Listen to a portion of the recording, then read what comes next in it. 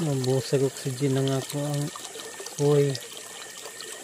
Sana makarecover to.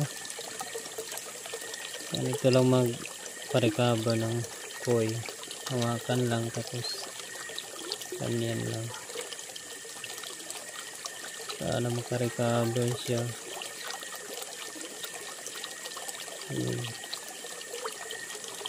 Sayang mapatay oh.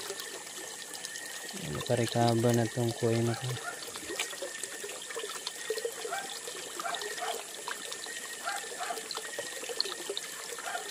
Hindi ko na malaya na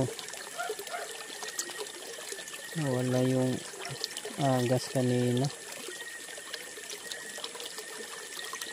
Busog to, madaling inimatay pag busog yung alaga mo isda tapos walang oxygen.